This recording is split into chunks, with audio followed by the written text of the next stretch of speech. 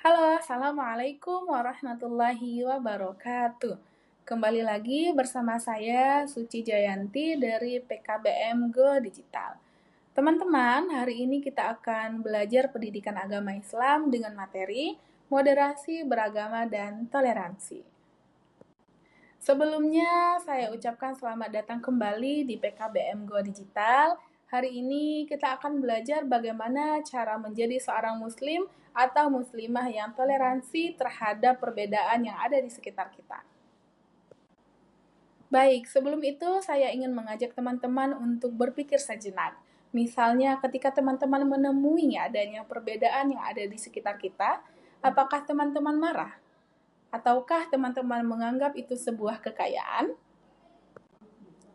Teman-teman, tujuan pembelajaran kita hari ini ada 3. Yang pertama adalah kita memahami. Artinya kita ingin memahami bagaimana cara menjadi seorang muslim atau muslimah yang bisa toleransi atau menerima keadaan perbedaan yang ada di sekitar kita. Yang kedua adalah kita mengaplikasikan. Tidak sekedar memahami, tapi kita juga menjalankan atau melakukan dalam kehidupan kita. Dan terakhir adalah kita merefleksikan. Di sini kita menilai diri kita sendiri apakah sudah bisa menerima atau toleransi terhadap perbedaan-perbedaan yang ada. Apa itu wasatiyah? Ya, mungkin teman-teman sudah ada yang pernah mendengar kata ini. Teman-teman, wasatiyah itu berasal dari kata wasat yang berarti tengah, adil, dan pilihan terbaik. Nah, dalam Islam, wasatiyah adalah cara beragama yang moderat, artinya tidak ekstrim kanan maupun ekstrim kiri.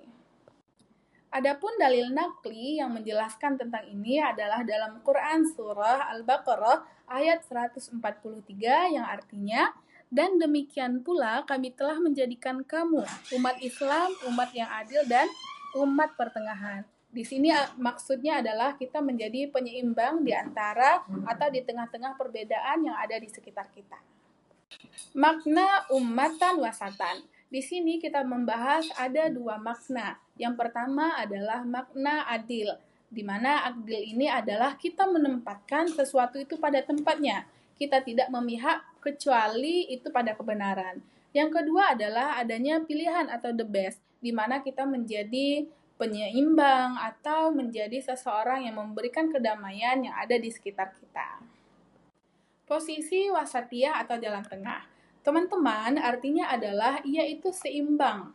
Wasatiyah itu seimbang atau ideal. Artinya tidak liberal ataupun tidak radikal. Di mana kita menjadi seorang muslim atau muslimah yang tetap taat namun santun. Dan kita tetap menjadi muslimah atau muslim yang tetap berprinsip namun selalu menghargai perbedaan-perbedaan yang ada. Dalam potongan ayat, Quran Surah Al-Fatihah juga dijelaskan atau disebutkan dengan Shiratal Mustaqim, artinya jalan yang lurus, tidak menyimpang ke kanan ataupun tidak menyimpang ke kiri. Mengapa harus moderat? Ya, teman-teman, ada 3 manfaat atau 3 alasan mengapa kita harus melakukannya.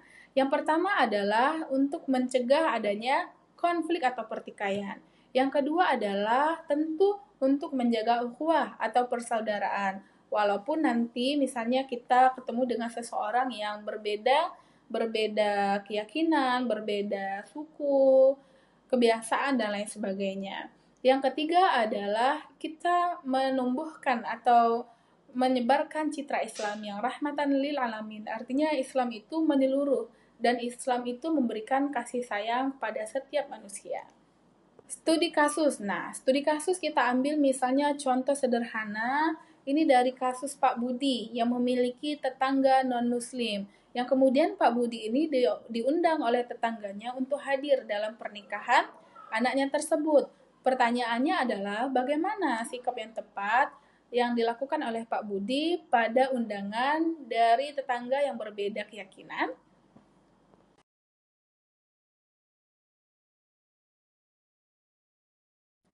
Selanjutnya adalah refleksi diri. Teman-teman boleh bercermin gitu ya, bagaimana sikap teman-teman menghargai perbedaan yang ada di sekitar teman-teman. Apakah teman-teman sudah bisa mentolerir ataupun yang sebaliknya? Nah, itu bisa teman-teman ukur sendiri ya. Baik, teman-teman, kesimpulan pembelajaran kita pada minggu ini yang pertama adalah wasatiyah itu adalah kunci. Kunci dalam perdamaian, kunci dalam ketenangan, dan keberlangsungan dalam kehidupan yang memiliki perbedaan. Yang kedua adalah hindari ekstrim, artinya hindari untuk memaksakan kehendak orang lain dengan kehendak kita sendiri. Yang ketiga adalah aksi nyata. Tidak hanya sekedar bicara ataupun tidak hanya sekedar memahami, tapi kita juga mengamalkan dalam kehidupan kita sehari-hari. Dan juga bisa kita tarik kesimpulan bahwa kita bertoleransi itu cukup dengan menghargai tanpa mengganggu yang dilakukan oleh orang lain. Terakhir, ini teman-teman bisa lakukan sendiri, itu praktik lapangan. Misalnya kita menyiapkan diri untuk melihat adanya perbedaan secara langsung. Misalnya di Kota Bengkulu itu adanya multikultural yang di daerah Kampung Cina. Mungkin sekian yang bisa saya sampaikan. Semoga yang saya sampaikan ini bermanfaat dan bisa kita amalkan dalam kehidupan kita sehari-hari. Saya akhiri. Wassalamualaikum warahmatullahi wabarakatuh.